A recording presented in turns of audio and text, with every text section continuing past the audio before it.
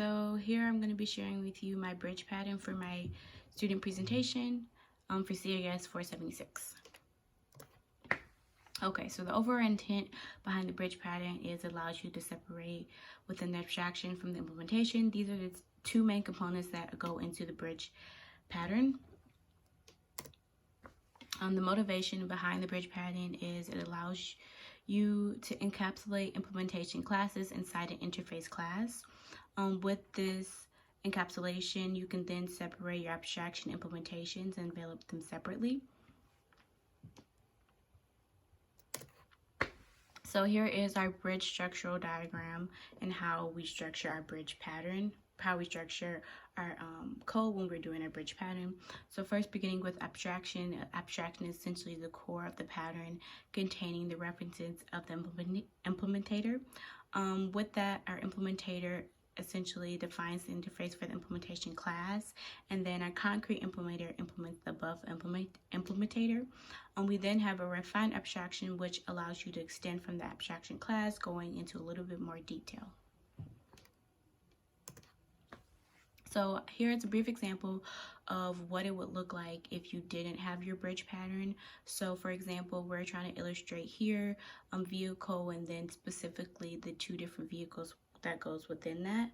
So we have a vehicle class, and then the bus, bike are subclasses.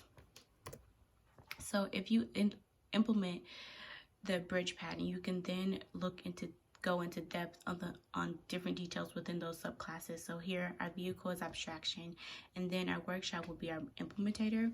The two concrete implementators will be the produce and the symbol, and then our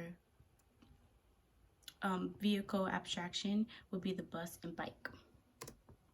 So some advantages that go into the bridge pattern.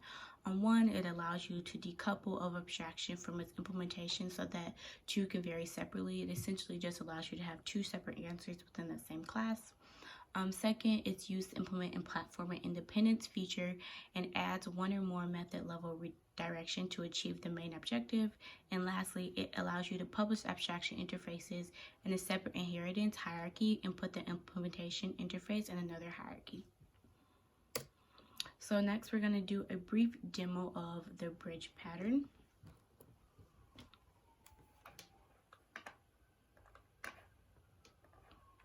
So really quick, let's go over some of the code that I'm going to be illustrating. So I refined a previous program, and essentially we're going to be trying to print out two separate employees within this hotel system.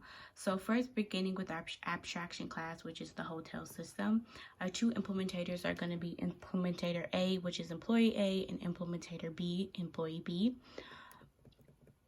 And then our concrete implementators are going to be the employee type. So essentially our main goal is to print out the different employees and what their overall job is in the hotel.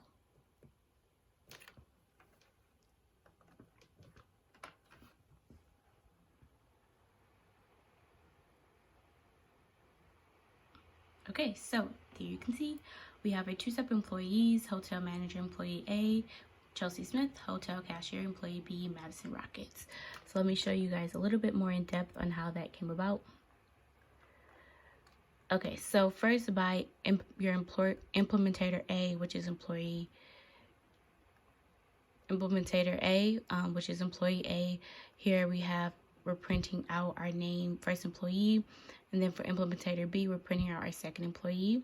Then when we get to our concrete implementator, we're trying to illustrate the specific type.